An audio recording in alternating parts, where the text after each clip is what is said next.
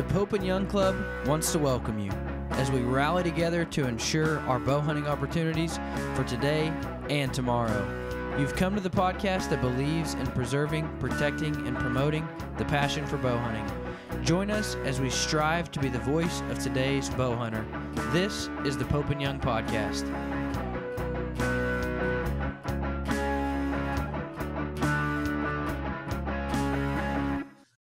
Hello, everybody. Welcome to the Pope and Young Podcast. This is Jason Roundsville. I have with me, as always, Dylan Ray. And today we have a special guest, Jana Waller. Jana, welcome to the show.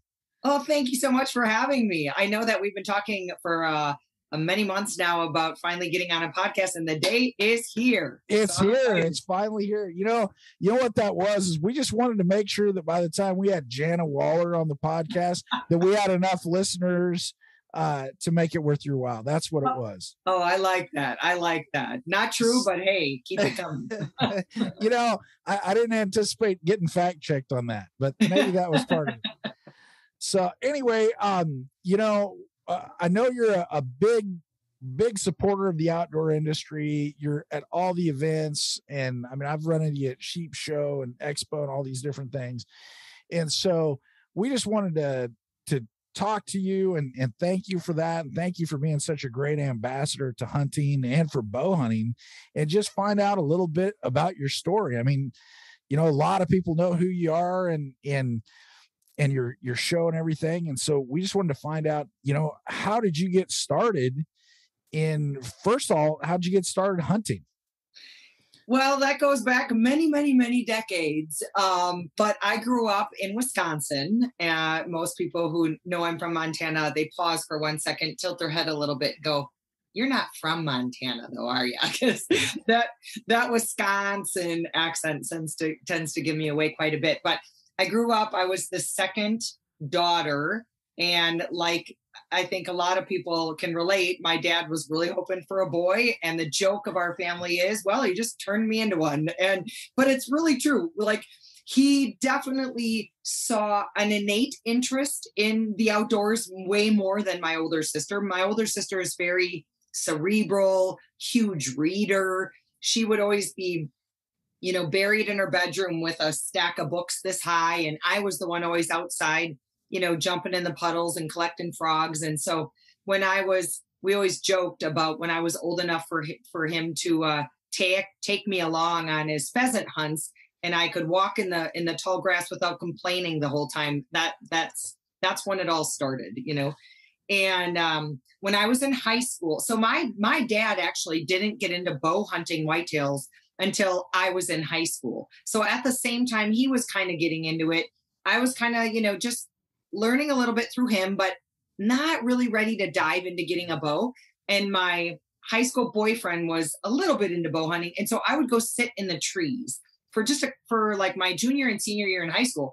And that's a really good way to introduce somebody into bow hunting, is just, you don't have to throw a bow in their hands. Let them see the kind of beauty that they're going to experience being all camoed, whether it's sitting in the woods or climbing the mountains after elk, or it's just really as immersing yourself into nature. And I didn't really have the urge to bow hunt as much. And I really actually love how I started out, because it's good advice. I get a lot of emails from men who are like, how do I get my girl involved? How do I get my girlfriend or my wife involved? And I always say to them, don't freak them out by throwing a bow in their hands right away. Take them out for a day or two and let them see what it's like being in the woods, and what it's like being all camouflage and seeing nature come alive around you. And I can really relate to those women who are like, I don't ever really want to kill anything, because I felt that way. Like when I was 16, 17, I kind of was like that when it came to big game animals. Man, have I turned the corner, but I did start off. It's a good corner to turn, though. Right? I know, yeah. But it's funny. I'm glad I started out like that, because I can really relate to that. I even remember, I'm kind of been known to be the bear slayer. I've killed 15 bears, and that's just the start. And I love bear hunting. And it's funny because I really remember feeling in my 20s of like, I really love bears. I can't imagine ever hunting now. I started out thinking that way. So like, Right. I know what it's like to completely flip-flop that. But anyway, I was a freshman at UW Whitewater, and my roommate it might have been, was it the beginning of my freshman, sophomore year. My roommate had a friend over, and she was talking about bow hunting. And I said to her, oh, I've sat in the trees a bit, but like, I can't pull my boyfriend's bow back. And now mind you guys, this is 1989. This is a long time ago. And she says, well, you got to get a bow that fits you. And I'm like, what do you mean? Like, even my dad didn't even like, it didn't really like talk about poundage and talk about, that you got to get the right arrow set up and broadhead and poundage and draw length and all that, until I met this girl. And she wasn't a big, tough girl. I literally had the, if she could do it, I could do it moment. Yeah. And, and it was really pivotal for me. And the next year after that, I picked up a bow. I archery. I shot at, targets all summer long. I wanted to feel really comfortable in shooting an arrow at a big game animal. And the first season I was ever out there, I got a doe. And that was literally one of the most exciting moments of my life. You feel primitive. You feel like, ooh, I could do this, bow and arrow. Like and now mighty, like I said, back in those days, we had Brenda Valentine, that I didn't watch. I've never been a big, huge TV watcher or even movie watcher. So we didn't have social media back then. There were not a lot of women bow hunters, and then as times ticked on, of course, there was, I just remember like seeing how cute Tiffany was, Lee and Tiffany. And I'm like, that's so cute. This cute little blonde girl, and that was a long time ago. And now it is so different with social media. There's, so many strong, inspiring female bow hunters out there. But when I started 30 years ago, it wasn't like that. It wasn't, no one had heard of Facebook, Yeah. Well, the internet was just in its infancy at that time. So yeah, it's come a long ways. It really has. Now with that, were you looking for, were you specifically looking for those female role models, or were you just looking for a bow hunter and say, wow, that guy's a tremendous bow hunter, I want to be like that? Oh yeah. I know, actually, it's funny. I don't really see, it gets brought up a lot, the whole female male thing with me, of course. But I've always just been inspired by the hunter. I don't see a difference. I don't huntress, there's that whole debacle of whether you should use the word huntress and all that. It doesn't matter to me. I don't care if you're old, young, male, female, it doesn't matter to me. I find inspiration from everybody. And I find inspiration for people who push the limits of their compound bow. I find total inspiration of people who are traditional bow hunters. I never have been. I've never hunted with a longbow or a recurve, but it's incredibly inspiring, and I respect that.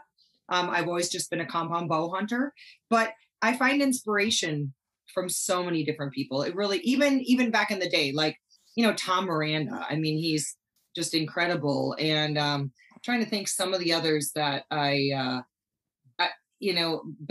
trying to think back pre-social media, but the first one that does come to mind is of course, Fred Bear. Everybody knows Fred Bear's story and the inspiration, and what a sweet soul he had. And to me, maybe this is being a little female, but I gravitate towards a personality just as much as someone who's accomplished tons. Like the egotistical bow hunter, like I love someone's personality and their soul and their reasons behind hunting and doing what they do, and the passion, just as much as I do seeing tons of trophies on the wall.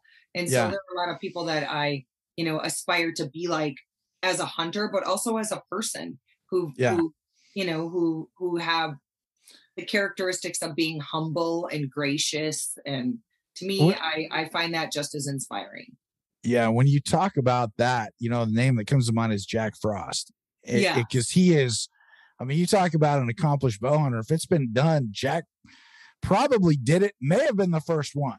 Right. And when you talk to him, he's so humble and genuine, and he never says, well, don't you know who I am? He's all about, oh, well, what have you been hunting? And, you're telling him about, some 3-point you shot and not realizing he just got back from Mongolia or something. I Yeah. mean, it's just, so those kind of, it's amazing. There's a lot of those. And I'm with you. The guy who has to thump his chest and tell us how good he is. I'm like, well, you're good enough for, I don't need to follow you because you're that good. So yeah. Well, I'll go. I'm sorry. Go ahead. Give my respect over here to the folks who do it and don't have to. So yeah. Well, that was what was really fun for me this year in attending my first Pope and Young, which is funny because let's face it, I'm in a spectrum of bow hunters as far as age goes. I'm kind of over here. And so I like to go to my very first Pope and Young convention this year is kind of funny because I'm so involved in so many of the other conservation groups, right. Western Hunt Expo and the Mule Deer Foundation and Turkey Federation. And, so it's funny that I've never been to one before, but it's because I'm typically at another one. It's so hard to fit them all in. But going with John, the auctioneer this year it was really, really eye-opening for me because while I've been a bow hunter for 3 decades, I've never really knew what Pope and Young was all about. And, as things have evolved and grown for the organization, it was so refreshing to me because I admit going into it, I didn't know what Pope and Young really did. I thought they were just a trophy record collector. Right. And, we hear that a lot. Right. And to sit there through the convention and to hear the rebranding, which isn't really rebranding as much as it is just remessaging. You guys haven't changed anything. It's just, how do we get our message out better? And the fact of how you guys presented it at that meeting, it really made me super excited to, proud to be a bow hunter, proud to be there and learn more about Pope and Young and the direction of, protecting our hunting heritage. And one of the most important things about the meeting that I took away was this isn't just a braggadocious trophy book. This is how do you look back and you see the science of it all, of like where these record book animals are coming from and, for different regions of the country and the world. And it's got a way more bigger scientific benefit than I had any awareness of. Yeah. I think a lot of people feel that same way. Yeah. I think that's our biggest goal too, is to cast that vision of, if you're a bow hunter, you should be proud of the fact that you're a bow hunter and we are your organization as a bow hunter. We want bow hunters to feel a sense of pride, and we've heard it several times that Pope and Young is exclusive and it's all about exclusivity and oh, they're elitist. Well, what makes you an elitist is the fact that you're a bow hunter. So whether you've not even harvested your first animal yet or you've got 10 in the record books, you are an elitist just because you're doing it with a bow. And so take pride in that, and then we want you to be a part of us because we are your voice as a bow hunter. Yeah. Yeah, I so agree. And I'm looking forward to learning a lot more. I'm looking forward to having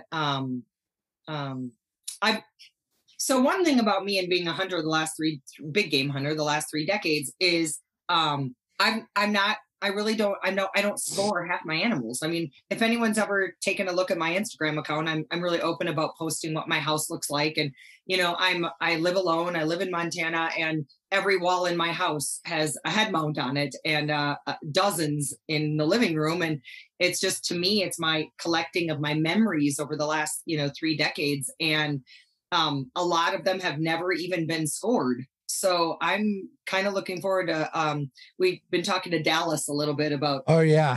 I was going to say, yep. Yeah. I know who's going to be doing those. Yeah. I hope he comes up to the house and spends a weekend and enjoys some mountain time in Montana, but also put a tape measure to some of my animals, just curiosity's sake. Yeah. And it's fun to know. And I look forward to, hopefully, I know I've got some of them that'll make the record books, but even if they don't make the record books, it's still really fun to it's fun. You see it all over social media, guess the score. And it's such a plethora of guesses because pictures, obviously you can make pictures look bigger and yes. So it'll be fun I really honestly, I've been really blessed to take some beautiful animals, and half of them I have no idea even what they what they score. So yeah, it's kind of a mixed, you almost get a mixed blessing there, because if you have an animal that's been officially scored, it is what it is. There's no saying, hey, I shot a 200-inch buck, because you can look on the page and it's like, oh, that's a 152 and 1/8. Yeah, still a nice buck, but it's not a 200-inch buck, and I think some people, they don't have them scored. Some of them just haven't gotten around to it. Some people don't want them scored because they don't want the truth to come out that that's not 200. And even I had an antelope that I got last year scored, and even that one, it's not a monster antelope. I'm very thrilled with it. It was the best one I saw in that whole hunt, and we happened to get it. And so for me, total high. But I also look at it, and I had that one scored, and I'm sitting here and I'm like, okay, I was hoping for, like 75, was, whatever number. And I think 75 is where I was kind of hoping it would be. Yeah. And it wound up coming in at 72. And I'm like, I just got truthed. So I think that's why some people don't do it, is they don't want the score to go down so much. Yeah. I'm sure that's a part of it too. And like even before my career in the hunting industry, I have always just felt so strongly that if the hunter's happy, I'm happy for them. And every single situation is so different. Every hunt is so different. I just got out of the mountains on Saturday. I backpacked into the Utah mountains with Polly and Dee, two of my best friends. It was a muzzleloader hunt. And even though I definitely am a strong bow hunter, I've been bow hunting over 30 years. I also muzzleloader hunt, rifle hunt, pistol hunt, shotgun hunt. I love it all. Yeah. And this was a muzzleloader hunt where once we got to the trailhead, we hiked, over 4 miles in, lived out of a tent in our backpacks for 5.5 days. I said to Polly, I will shoot any mature deer back here because it's a trophy. I want to be able to cook tenderloins on the campfire. I want to fillet the heart, season it up, and eat it at the camp. And and I ended up taking a smaller 3-point, smallest mule deer I've ever shot. And yet I feel it was so earned, and I'm just absolutely thrilled with it. I self-filmed it all. I'm going to put the episode out next month. And to me, that's a true adventure. It doesn't always have to be about the size of the trophy. At the same time, I'm willing to admit that the bigger the better. And it's so exciting when you do have a hunt that you're surprised and you walk out of there with a high scoring animal. That's so exciting too, but it's just not all about that to me. Yeah. And I think that's where you have to take the experience for what it is and get the very best experience you can. And sometimes that's a monster buck. Other times it's not. And it's, Dylan and I cannot say that the smallest mule deer we've ever shot is a 3-point. So there's some spikes and forking horns that have hit my freezer. So hey, my I always laugh so hard because I'm from Wisconsin, right? And in Wisconsin, if you're looking at a 5x5, you're looking at a 10-point, and so it's really funny. People still don't really see that crossover, or they give me a hard time about it. And I got to remember that when I'm back in Wisconsin to flip that, or the Midwest. But I actually have a funny time telling people I shot a 1x1 or a spike, but it was with my bow, and we were in Wisconsin. It was the last day. Yeah. My mom, who is not a hunter at all, my parents are divorced. My mom, not a hunter, lives alone, is like, get me some venison, get me some sausage. That's so wonderful. I'm like, Mom, I'm going to fling my arrow. I promise. I'll take a doe for you if I need to, whatever. Well, in comes this spike, and he's got one like this and one like this, kind of wrapped down around his face. Coolest little spike I've ever seen. And at that time, at my dad's property up there, like, if I didn't shoot it, someone else was gonna, like that kind of thing, versus this was a long time ago, versus management of the herd. And anyway, super proud, 1x1. Yeah. It's interesting you mentioned like taking venison to your mom, who's a non-hunter. I just had a call with Shane Mahoney last week and his Wild Harvest Initiative. And they are doing a study like you'd never believe all across the world on wild game and how many people it actually feeds. And it's in the tens of millions. It's ridiculous. Each person that hunts, they're saying is hitting like 8 other people who weren't part of the hunt. It's really tremendous. Yeah, I was at a luncheon probably 3 years ago. Shane was there. It was in Missoula, right? It was after a meeting we'd all had at the Rocky Mountain Elk Foundation. And I found Shane. This is the first time I had met him and listened to him. And he was just so full of knowledge and so interesting. And I love the fact that he said, when you think about it, we need to reach, the antis, they're in another world, right? And it's going to be very rare to reach one of them. We need to reach the non-hunters who maybe don't want to hunt themselves, but are supportive of hunting and understand the benefits of wildlife conservation and all that comes with it. And he goes, and just the aspect of the sharing of the meat. You don't ever come home from Costco and they're like, I'm going to cut these ribs up and take them over to my neighbor. No one ever does that. But you come home from a hunt and you sometimes have extras, especially if 2 or 3 or 4 of the family hunt. And you may share that with your hairdresser or your neighbor, or, maybe someone you owe them a favor to. You take them some, beautiful hamburger or processed sausage. And that's really communal. And it goes back, thousands of years of sharing in the bounty of the hunt. And I love that aspect of it.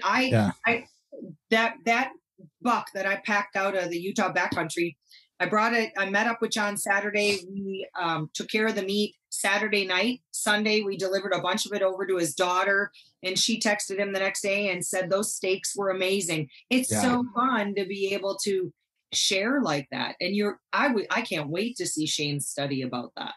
Yeah. Now see, for me, I'm like, no, the elk stays home, but I'll give away salmon and crabs and seafood like that all the time. So that's not my favorite, but boy, the elk stays home. Yeah. It's so interesting how many people get touched by it, even that aren't out there. And now got started hunting. So that was college then? Yeah. Big game. Okay. Yep. All 19, right. I think I was. Mm-hmm. And then when did you say, hey, you know what? This would be a phenomenal way to be in the industry. I want to be in the hunting industry. Yeah. Well, I didn't really process it like that. So I graduated college in 94 with public relations and marketing degree. And I spent a bunch of years not knowing really what I wanted to do. But I worked for Edward Jones Investments for over a decade. And then I went through a divorce, and I had met my ex. Actually, it's a funny story. We actually met because we were both in Bowhunter magazine at the same time. So I posted something on Facebook, and I was brand new to Facebook at the time. And I posted something like, just sold my article called Independence Day. It was about climber tree stands and being independent and not having to ask my dad to move my ladder tree stands around, Right. And he had been in, actually, he said, what issue are you in? Because I just sold them one of my articles, Kingdom of the Brown Bear, where he filmed this huge brown bear going down. And so that's how we got talking, started dating long distance, ended up moving out to Montana. And he had been a producer of hunting shows. And so we decided to start our own. And he branched off from a company he was working with, started Skullbound. We named it that because I'm a skull artist. Right. And I had been doing that on the side for years just for fun. And Amazon delivery, I guarantee it. Yeah. But I ended up, so anyway, we started, hey, let's start our own show. I'd been a bow hunter and a gun hunter. And there weren't at the time, this was 12, 13 years ago, there really weren't very many solo female hosted shows on either Outdoor or Sportsman's channel. Okay. So we filmed a bunch of hunts, put together a pilot, went to SHOT Show, pitched it to Sportsman's channel. And right away he said, we want it. And it was game on from there on. And then it was just hunting, gathering footage, telling stories. I really wanted Skullbound to be strong on conservation. So we put a conservation minute within the content of almost every episode. And just really showing viewers that we're animal lovers, and that through both, the Pittman-Robertson Act and buying tags and licenses and all the money that goes back to wildlife management in this country, I really wanted to show that. I thought it was really missed on most hunting shows. And so long story short, did that for 9 seasons, 9 years on the Sportsman's channel. And then I wanted, things are just kind of changing with network TV. People are going digital, whether it's YouTube, Carbon, My Outdoor TV. There's a lot of different platforms. And I wanted to play around with Carbon TV because I knew they were owned by hunters. And unlike YouTube, that I used to throw a little bit of stuff up on YouTube, but it got censored a lot. I'm a big predator hunter. YouTube doesn't like predator hunting. And so I ended up just putting my first season of Skullbound Chronicles on Carbon TV was a recap of the last 10 years, just highlighted hunts. And that did really, really well, that the next year I jumped ship off the network. I went all digital. And so now I'm in season 3 of Skullbound Chronicles on Carbon TV. And the beautiful thing about that for me is that I'm kind of now gone from a 2-man band to a 1-man band. I'm executive producing my own show. I host it. I hire my cameramen. I've got an amazing editor, Heath Helgert, who is the best of the best, who's right in the Bitterroot with me. So we're super close. Nice. Yeah, it works out really, really well. And it's gone great. I love Carbon TV has been a great platform for me. I love the fact I can send links to everybody. It's free. It'll never be a charged platform. And so seasons 2 and 3 have been all brand new episodes. And I'm super, super excited that next year, season 4 is going to be an all veteran season. It is my 13 favorite veteran episodes that I've done in the last 10 years, taking combat veterans into the mountains. Most of them are elk hunts. There's a couple, I think there's 1 deer hunt. There's an antelope hunt, and there's 2 females within those 13 episodes that were awesome episodes. So all of them except 1 are already in the can. So I already know how great they are, and meaning just incredible stories. These guys like Eric Galvin, who's a triple amputee who climbed the mountains in Wyoming with me until he shot an elk. And yeah, just super inspiring. And I feel like with the crazy world we're living in right now, we need these patriotic stories for not only our hunting heritage, but for our, for America. Amen. Like just to, inspire people to understand what our veterans truly go through, both overseas and when they come home.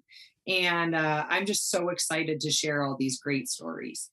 Yeah, I just watched a thing the other day about for the making of Forrest Gump and Gary Sinise, and he played, a double amputee there, and how, he's got with disabled American veterans, and it started a whole foundation for that, just to help them when they come home, because people don't think about that.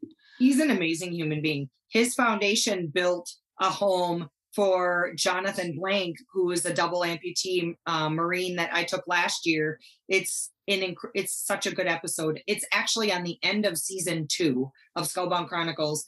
Jonathan climbs the mountains, ends up getting this great bull, and it's one of my favorites. But it's already out there if people want to go watch it on Skullbound Chronicles on Carbon. But yeah, Gary Sinise Foundation built his home right here in Utah. It's beautiful.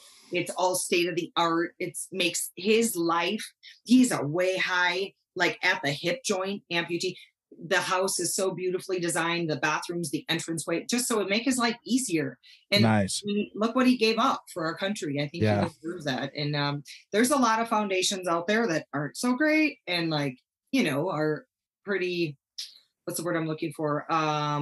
Just not what they claim to be. But the Gary Sinise Foundation is one of the really good ones. I work a lot with Wishes for Warriors. That's another great organization that gets veterans, into the woods, into the mountains, on the water fishing. But now they're starting to branch into getting them even on a weekend golf event or rock climbing, or they just did a huge whitewater rafting trip where these guys camped out for days. And the people don't understand that. And I'm not even saying that I fully understand it, but when combat veterans come back and they have to acclimate back into society with sometimes having their friends die in their arms and just the atrocities they've seen overseas. And it can be often hard to get back. And then you watch the news, or you're surrounded, by social media that is so disrespectful to our country, our flag. People are kneeling during our anthem, which makes me disgusted. And, it's hard. It can be really hard for these men and some women who happen to be, in combat or medics or whatever. And it's crazy time we live in right now. But I'm hoping that this next season will, make people put that flag up on their door. You bet. And where do people find that? Where's the best place for them to go? I mean, most of our listeners are going to know all about you and where to go, but for those that haven't, where do they find Skullbound? Yeah, Skullbound Chronicles is on carbontv.com, so they can watch it right on their laptops, computers. They can download the Carbon TV app, watch it on their phones for free. If you have Roku, Fire Stick, or you have an Apple TV, it's right in the menu. Okay. And if it's not in, like, for example, if you have a Roku stick, it has the menu and it's got Netflix, Amazon, Hulu, all these other things. Just go to the search and type in Carbon TV, and you can actually put that little square right next to your Netflix and Amazon. Nice. Okay. Watch it right on your TV. I know if I'm going to watch hunting shows, I want to watch it on the big screen. I'm still like that. And so I've got Roku sticks. They're like $30, and that's it. It's not a monthly thing. Super cheap. Or Amazon Fire Stick, same thing. Or if you have an Apple TV already, go into the menu, plug in, type in, search Carbon TV, put it right in your menu, and there's new episodes upload daily. Outstanding. Okay. Well, that gives people an idea where they can go if they haven't already found you, where they can go to find you. Yep. And then, so what are some other things that you have coming up? I mean, what are hunts that you've got coming up? What are you excited about for the next? I'm so excited that I have a Montana sheep tag in my pocket, which is, I did make a decision. So, people may agree or disagree. I'm a big bow hunter, but I also am a rifle and a muzzleloader hunter. I have to say that it's also my business. I mean, that's no surprise. This is what I do for a living. One of my best partners, who has been with me since day one, has been Nosler. And so when I do the sheep tag, I talked with Mason at Nosler, and I said, I really want to do a Nosler hunt. Not that, I could bow hunt it. It's definitely more of a challenge. But I'm doing it DIY. I'm not hiring anyone to do it. It's about, the unit is about an hour and a half, 2 hours from my house. I've already scouted it a bit. I've done some filming in there. I am heading back on Saturday, and I'm going to give it another 5 days starting Sunday, in the unit, camping out, hiking up in every day, looking for sheep. And then I've kind of, for the first time in 12, 13 years, I have set aside November for my sheep in case I'm not successful in October. Right. And being that I'm doing it DIY, I'm literally every day, every minute I have time, I'm going on to Onyx. I'm looking at their 3D, saying like, what does the terrain look like? And as the weeks tick on, the sheep rut's going to kick in. They're going to be moving down out of the wilderness. They're going to be moving down into the lower terrain. And so November is, I guess, the time, especially for that unit, but super, super excited about that. I've got another veteran hunt here in Wyoming for elk that I'll be taking veteran Blaine Scott at the end of October. I'm excited about. I do still have an elk and deer archery tag in my pocket for Montana if I happen to get my sheep. So you got a lot going on. I do. And it's kind of exciting that I'm doing this podcast today, because today is the first day that I can announce I have just been appointed by Governor Gianforte. I am Montana's newest commissioner for Fish, Wildlife. Wow. Congratulations. You are going to be fantastic in that role. And we need more people like you on those commissions, because look at. It's an honor. I'm a little overwhelmed. Just because it's a big deal. It's a big time commitment. It's a big deal. I want to represent Region 2 of Montana as best I can. Obviously, I'm very pro hunting, pro fishing, pro trapping, pro predator hunting. But I feel like, especially after talking with the governor about this position and hearing his stance on things, I'm really proud that he chose such a strong hunter and such a strong predator hunter. That makes me really happy. I love Montana. I love our wildlife. I love our public lands. All of it needs to be protected, but it needs to be managed as well. And so I'm excited. It's going to be a big time commitment. Wow. Congratulations. That's exciting. That's exciting for you and for everyone out there who ever has dreams of hunting Montana. Yeah. I feel like maybe because of my public relations degree, but I feel like I've got a good open ear. I want to hear all angles to every topic. Wildlife management is very complex. I want to hear from the biologist. I want to hear from the regular Joe hunter. That's what I am.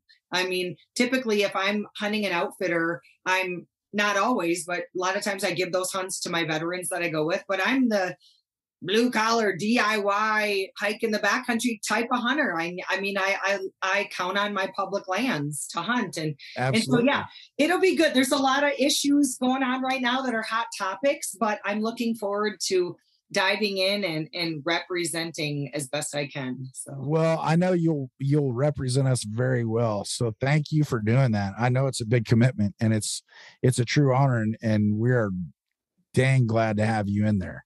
Thank you so much. Yeah, and it's, as far as that sheep, they say if you want to take a sheep with a bow, you have to leave your rifle at home. And I have a very good mutual friend of ours won a sheep hunt while I was with them at the expo 2 years ago, and he almost didn't take it because the outfitter didn't want to take a bow hunter. And all of a sudden he's like, well, you just have it back then. And I'm like, I win a sheep hunt. You can pick the caliber. You just tell me what caliber to bring. I mean, I'm the Pope and Young guy, and I'd still be like, "Yep, pick a caliber. I've got one in the safe." And I've got some of those. I've got a few of those Nosser rifles. They're really good, piece of equipment. Nice Oregon company just over the hill from me. So just don't people. Just don't tell them I'm shooting Hornady bullets out of those though. No, I won't tell them. Yeah, and you know how it is. There are some guys I've run across who, they're very hardcore archery or traditional archery, and that's the only way to do it, and and that's okay. We all have our opinions. I love it all. I think I get the most satisfaction in bow hunting, but I also have had a lot of fun picking up the pistol lately, and I've notched 5 bears. Bears, javelina, a turkey in Texas, hogs. Yeah, it's really fun. But yeah, I love it all. I mean, I don't discriminate when it comes to weaponry. That's for sure. Yeah, I have a very high respect for when I'm out there with my bow, but I'd say I'm a hardcore hunter first, and then would be a bow hunter second. So I like to be out there, and the more opportunities you can, the better your chances of being out there. Yeah, absolutely. And every hunt is so different. Like if I'm coming down to it at the end of the season and I'm out of meat, because I really do give my meat away a ton. And I live alone, but I've got tons of neighbors who want it. I have family who wants it. And then John here in Utah, his family wants. So it all depends. And obviously there's way more of a challenge with a bow than with a rifle or even a muzzle loader. But I think every hunt is so different. At least for me, it is. And with COVID turning our world so upside down and crazy, and people going to the grocery stores and finding the meat aisles bare, and because of the transportation, no fresh produce, blah blah blah blah. I have gotten so many messages from people who want to get into hunting because of the organic grass-fed aspect of filling their freezers. And I think that's a beautiful thing too. And obviously I fill my freezer a lot quicker when I'm rifle hunting. Yeah. that is the case. It's I do have to say though, my favorite wild game meat I have ever had has come via my bow, and that is Sitka in Maryland, which I didn't even know that hunt existed. They're not not indigenous to Maryland. They were brought over at the turn of the century. Dale Gertz, a friend of mine, had approached me at a SHOT Show, said, come do it. It's an amazing bow hunt. And they bugle like little elk, which is so cool. And they're like very aquatic. And like the first night I went out to my tree stand, we had to wear waders up to here, and we're slashing through the swamps, and just, you feel like you're almost in Asia, which is where they're derived from. But that meat, that was the most incredible. It tasted like venison, but with no gaminess whatsoever, and almost sweet, like a sweet, probably a lot like Texas. Help me Axis. Thank you. Yes. Yeah. A lot like Axis, which I've never had. So But that, yeah, I do have to say, I always say my favorite game meat I have ever had, and I eat everything, mountain lion, bear, you name it, coyote and wolf, no, but everything else, yes. But my favorite wild game meat was that sick deer out of Maryland. Yeah. That was an amazing bow hunt.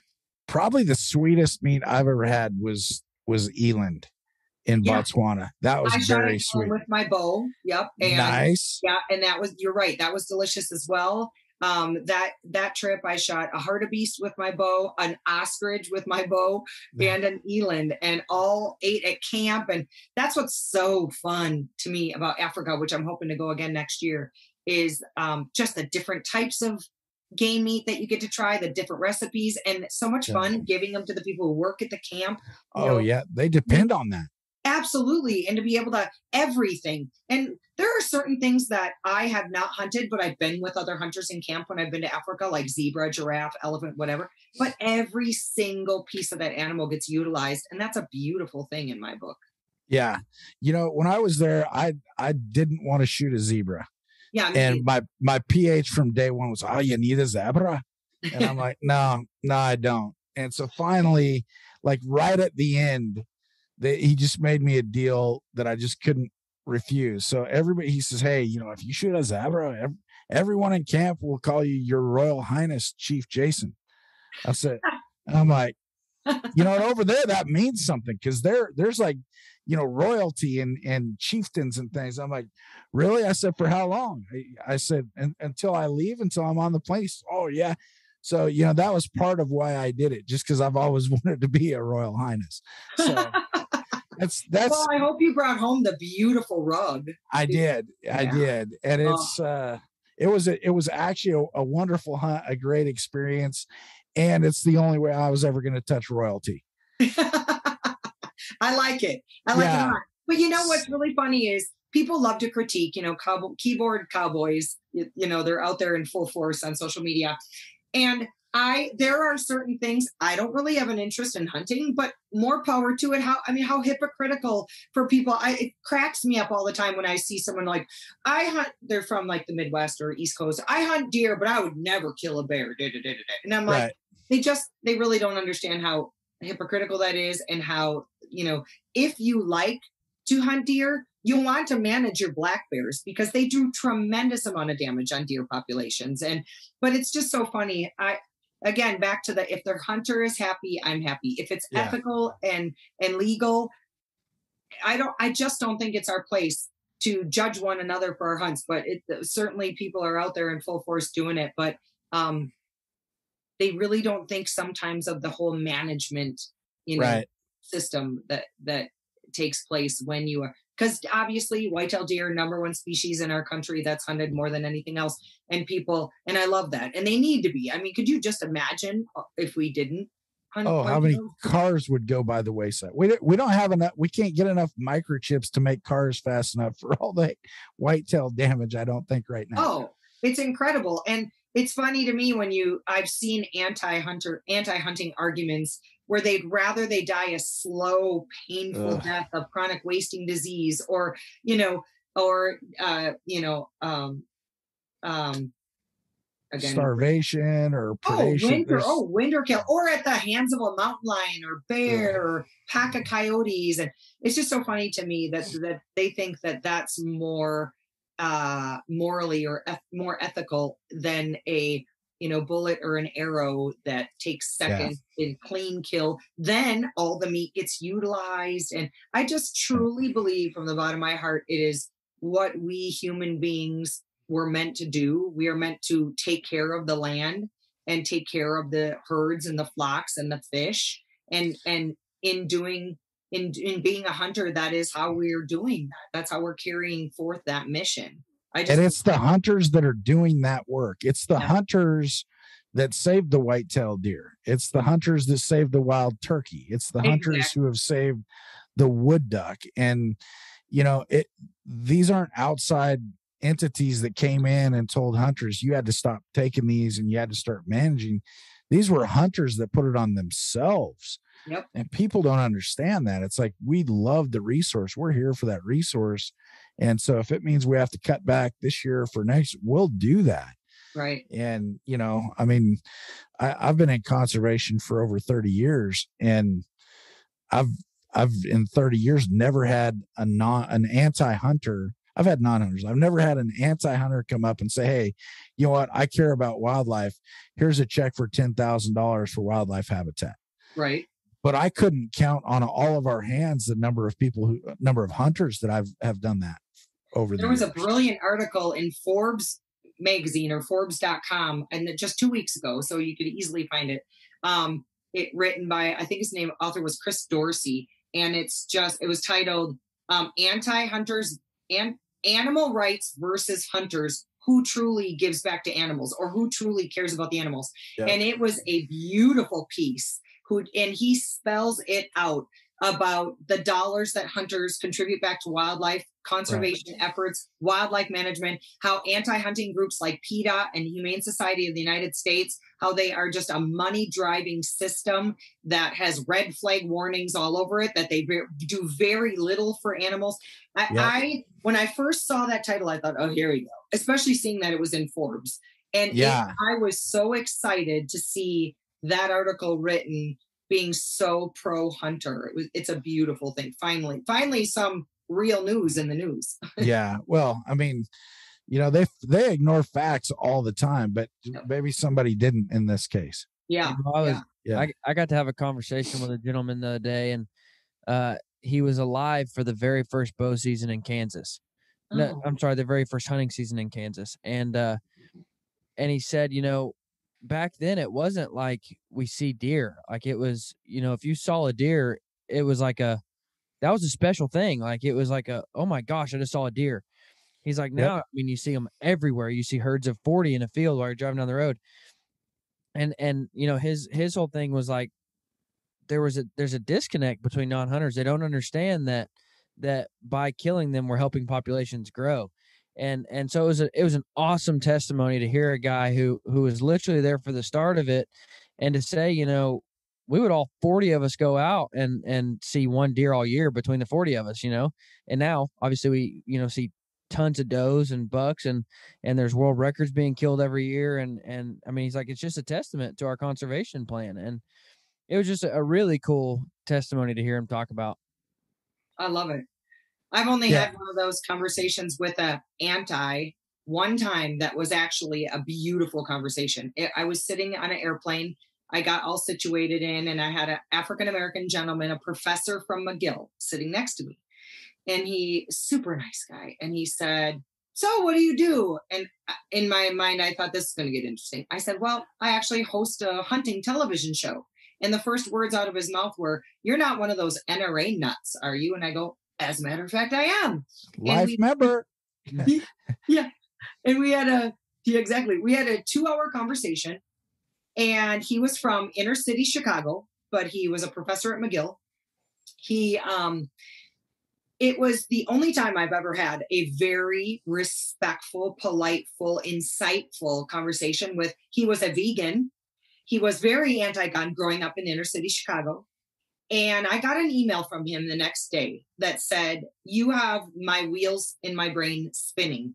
He said, I've never heard, especially a woman, talk about guns the way you do, talk about hunting the way you do, talk about sitting in the woods. And we talked archery, guns, everything. Sitting in the woods and harvesting your own meat.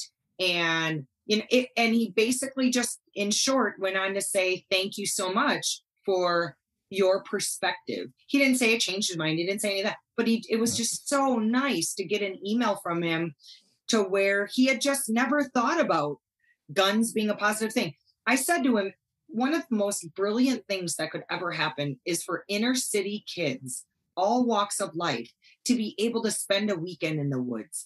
And he agreed. He said, I guarantee half of the kids who go to my high school in Chicago have never even seen a cow. Like, you know, and we forget that sometimes we get such tunnel vision, you know, especially all of us who live to hunt. We're out there all the time. We forget that there are people, especially in the cities, who maybe have never even thought about sitting for a couple hours in the woods. And what God, I feel sorry for them. Right? Yeah. I know. Me too. And but it was I refer to that conversation a lot because unfortunately when I'm having a conversation with an anti, usually like I get a lot of name calls, the B word and the C word come out at me and all these other beautiful things on social media. And I go block or ban or, delete. And, but it is true. We have to remember that we often are products of our environment. And that when we are talking to a non or an anti about hunting, we have to remember to tell them, because if all they've seen is mainstream media, then they think we're just like that movie Wolverine, that we're, got a big old wad of tobacco in our lips. We're shooting from the truck and we're drinking while we're, that's what they portray us hunters to be like often. Yeah. And we have to remember that a lot of people have no idea why the passion is there. Yeah. And most of us are not like that. No. So, but let's face it, in every category of human beings, in careers or hobbies, whatever you want to talk about, there's always going to be the few that ruin it for the rest of us. There's always going to be the poachers that all of us are so embarrassed about, there's always going to be the idiots who involve, alcohol with their hunts, during that. And there's always going to be those that can ruin it for the rest of us, but we still have to trudge on and do a good job and try to communicate about why we love it so much. I get so frustrated at times when people lump poaching in with hunting. Oh, me too. I'm like, you have no idea. I'd be the first one on the phone to call that in. Yep. Okay. As a hunter, that's my resource that they're stealing from me. And, you see TV commercials. Oh, the hunting of, mountain gorillas, but you can't hunt a mountain gorilla. No. That is straight up poaching. There is no hunting. That's poaching. You can't. And they just confuse the two. And it's like, that's completely different things. That's like the same thing as, going grocery shopping or, walking in the park. They're just completely different things. They have no basis of the same. Well, and mainstream media is really guilty of that. They're so guilty of insinuating such negativity whenever they only report the negative side of hunting, the poaching, or they'll take, an Africa hunt and exploit it I've even seen articles where it's a darted rhino hunt where they're gathering scientific, data from that rhino and then releasing the rhino. And I've seen it completely skewed and, slaughtering of rhinos, it's just, same thing with me. My blood just boils, but. Yeah. And it's my background is actually my degrees in wildlife biology. So I've had the population dynamics courses and it's like, I had a friend of mine who said somehow, what was it? Elephant hunting came up. And they said, yeah, you know what?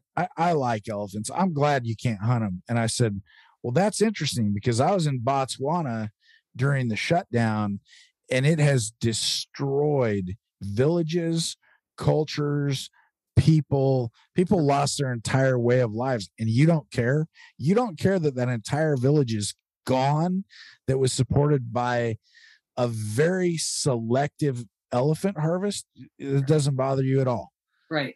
Well, but it saves the elephants. No, actually it doesn't. It's called carrying capacity. Yep. You can only have so many of whatever it is, so many elephants, so many whitetails, and then there's a crash. So it's, I had a pretty harsh conversation with them because I was just like, I can't believe you're saying this. You know better and you're still saying it. So they won't say it again. Well, what's sad is like it's hard to break into that mainstream media arena, like obviously I would bet you 99% of your listeners are hunters, and that's a great thing. And hopefully, someone's driving down the road and getting inspired to get out there more, but it's really hard. So that's why I think it's such a beautiful thing. It's rare, but beautiful. Like when Joe Rogan, for example, the number one podcast in the world, he just got off an elk hunt with Cam and, that he's talking about the delicious meat and the, breathing in the mountain air and feeling so appreciative of his body, especially after he had COVID recently, I wish there were more high profile people in this world who would stand tall for hunting, like Chris Pratt and some athletes that I know of. It's a beautiful thing. There just needs to be so much more of that, because it's hard for us to branch into mainstream media. Yeah. I heard somebody the other day talk about, and they were talking about an athlete, a very famous athlete, and they said, well, I can't tell you who it is though, but they're a big hunter. And I'm like, that's the problem. That is the problem. They claim they're hunters, but they can't let the world know about it or they'll get flack. And I'm like, that's the problem. I actually know a lot of fame. When I say famous, a lot of famous people in the music industry that are told, because of their labels, they absolutely cannot post or talk about hunting. And that's hard. And it's not for me to say, well, shame on them. Look, that's their career. I can't make, I can't make those decisions for them, but it certainly does make me respect those that stand real tall and proud to be hunters, like Sheldon and, Justin, Luke Bryan, who have such huge platforms, and they stand tall behind that. And I think that's a beautiful thing. Yeah. I guess it's easy for me because I've, for the last 30 years, my job has been, alongside the hunting industry, but I can't imagine I just can't imagine not being a hunter. Having to hide that, good luck. I'm here to promote it and try to encourage everybody I can to get out there. And it would be, I would feel like a just total sham, if I couldn't speak my mind.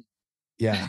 And it's, it's just, they're probably just in a whole nother world where, if that gets out, they're going to get, hey, you want to criticize me? Great. You can find, I'm easy to find, but some of these folks, I guess maybe they probably have a little more to lose or to risk. So speaking of that, here's a funny story. Okay. Speaking of that, I'm not hard to find. You were out last year. Oh, actually, now it's been about a year and a half ago. And when we did, COVID canceled our Virginia convention like 3 weeks out. And so we did a quick transition. John Bear, who we love working with, he is the best of the best. He offered to help us with a live online auction in place of our in-person Virginia thing. So we zoomed out to Utah and met up with him. You came along and we had such a great time. There were only, like 10 or 12 of us there, but it was such a great time.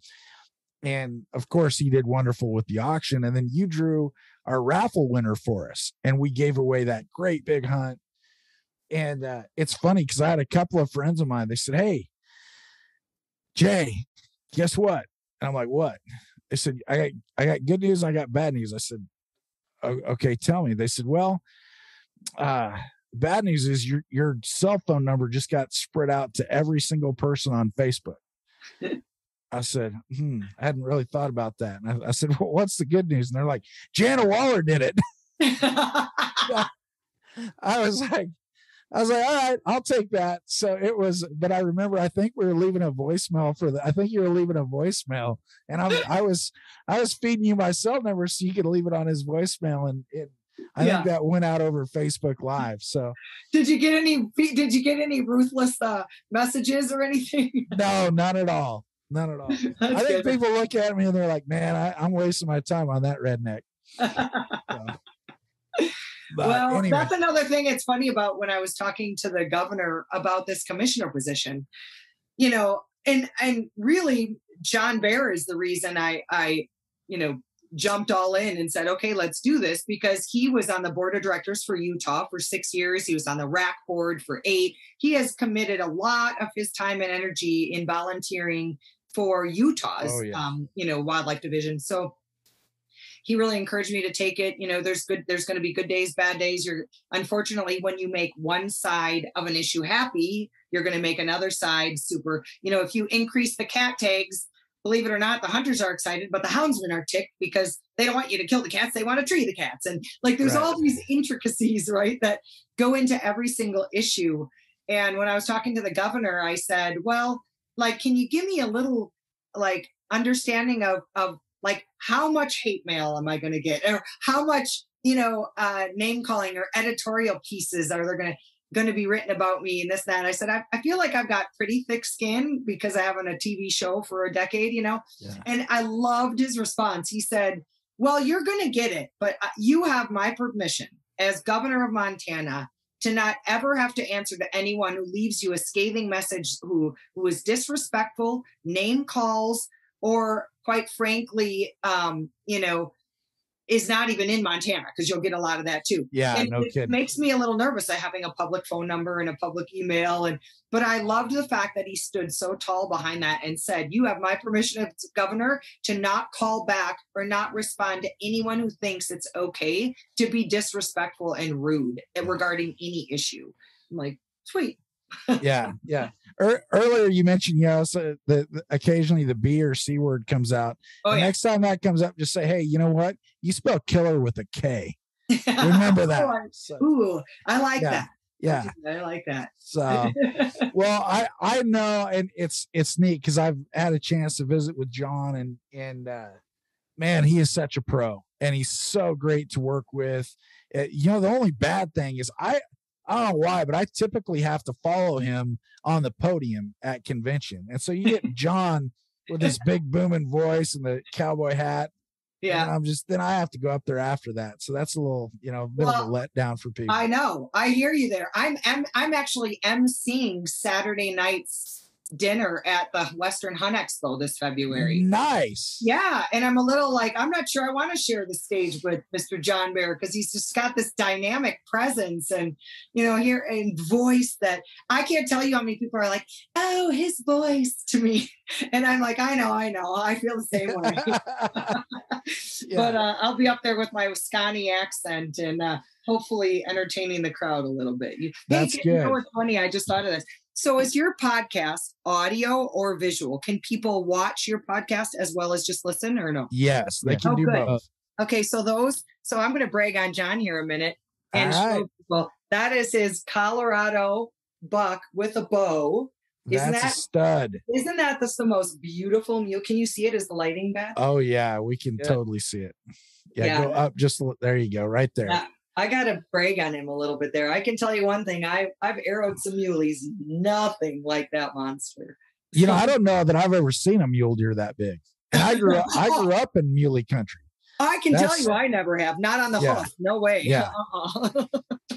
Yeah, I mean, I have at convention, but by that time they've been down for a while. So I've never seen a mule deer that big. If that's not a reason for people to go to the next Pope and Young convention, that was so fun to see that the room filled with those incredible mounts. The taxidermy work alone, like I love taxidermy. In fact, my house is filled with taxidermy and I love good pieces. I'm pretty proud of my collection. I think they're all really beautiful. I don't have any of the cats that are like, or, right. But just the size of the animals and the taxidermy work is worth going to convention alone. I was so impressed with that room at Pope and Young. And you know what, Jana, this year COVID closed the border, so we didn't even have any of the Canada stuff. Imagine how it's going to be in 23. Yeah. When we have 120 animals that were there this time. Yeah. Plus another 30 or 40 from Canada. We're going to have to go completely around that whole room. Yeah. It's going to be incredible. It's in the same great. spot, right? It is. Yep. Yeah, we're going back to Reno in 23. We're excited about it and can't wait to see you there. I'll tell you what, judging by the looks of that mule deer may very well be displayed at convention. It should be. It's impressive. Yeah. Well, I will be there for sure. Excellent. Well, we look forward to seeing you there. One of the things that we do on every podcast, every single episode, is we ask our guests, when you find yourself in the tree or on the mountain, what is one piece of equipment or gear, maybe a non-traditional type item, that you can't live without while you're out in the woods? Ooh, well, that's a good question. I would bet almost everybody. So not including your weaponry, is that fair to say? Yeah, that one you can't be like your gun or your bow. we did let Steve Felix say his 12 power Swaros for binocular, but he's got a world record. So, we let him have that. But yeah, something like non-traditional. And we've had some phenomenal answers. Well, this is going to sound like it's so sponsory answered, but it is true. Like, especially even the hunt I just got off of and my sheep hunt coming up, I wouldn't be able to do a DIY hunt without OnX Maps, OnX Hunt app. I really wouldn't. And I get the question all the time, and of like, what is a modernized tool that you use that's so critical? And being a public land hunter, like just this last week, the area that we were in Utah, you'd think, oh, it's all public land. No, they're these really weird chunks of private, and they're not square shaped. They're going off this way, and like, I wasn't sure where the boundaries were. And so I had to have OnX back there. And now, mind you, I was with Paulie and D, and that's where they hunt all the time. But we were constantly looking at it and showing, he's like, oh, that hillside's off and you're back in the middle of nowhere. You wouldn't think that hillside would be private. And same thing with my sheep hunt. I wouldn't be able to do it DIY without OnX. And they now have a 3D. You can go online on your laptop and look at, and it's like scouting from an airplane. It is 3D to where you can say like, oh, I'm not hiking that. I thought I could hike in there, but it's really cliff facey. Right. It's like super, super steep, which granted the sheep might be on it, but like, that's not where I need to go in. I need to go over here. And this looks very sheep country. And I don't think I'd be able to, I think I would have to have help if I didn't have OnX. All right. Well, we will put that one on the list, and we've had some great conversations with them, just working on, they've expressed interest in coming in as a partner, and, obviously you want to, partner up with the great organizations. And so they're on the list. We're just trying to figure out where the right fit is for, Pope and Young and OnX to partner up on something. So yeah, they're really good.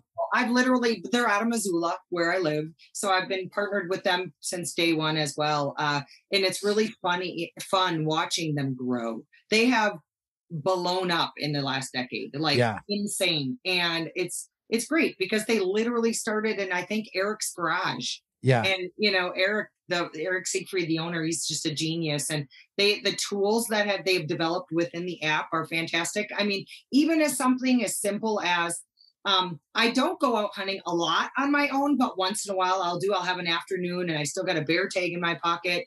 And I mark the truck every time, because if I'm in there alone and I drop off after any kind of animal and it gets dark, especially if I'm taking care of an animal, I don't necessarily want to go back the way I came in on the old skidder logging road or something. I might want to cut over this mountain. And so I mark my truck with, a simple pen tool. And there's so many little things like that make me as an individual and as a woman hunter feel just way more secure to be able to get out there and do it myself. Yeah. Well, that's great. Well, Dylan put that one on the list, and we may need to reach back out to them. Who knows? Maybe we'll have a corporate partner announcement along with this episode drop. That would be awesome. But, anyway, well, Jana, thank you so much for being a wonderful ambassador, a great hunter, and a good friend to bow hunting, archery, and to Pope and Young. It was a pleasure to have you in Reno this year at convention. Appreciate your help last year with the auction and raffle, and can't wait to see you in 23 back there in Reno. Well, thank you so much. Like I said, I'm excited to go back as well. I'm excited to hopefully get some of my animals in the record books. And I thought we'd have a talk. I got to mention really funny, because I think it's so cute that I figured you'd ask me what my first bow was back in the day. And I have to say it was proudly a Darton Junior. A Dart. That's not the first time we've heard that either. Really? Yeah. Somebody was just on the other day that was, I don't remember who that was, but that was their first bow. Oh yeah. Or maybe their first compound. Yeah. So, yeah. So, well, thank you so much for having me. It's been a true pleasure. And like I say, I'm so excited I got to go to the convention with John, because I'm re-energized about Pope and Young. I want to get more involved. I love what you're doing moving forward to protect our hunting heritage, and let me know how I can help in any other way. Will do. Thank you so much, Jana. Have a great day. Thank you. You too.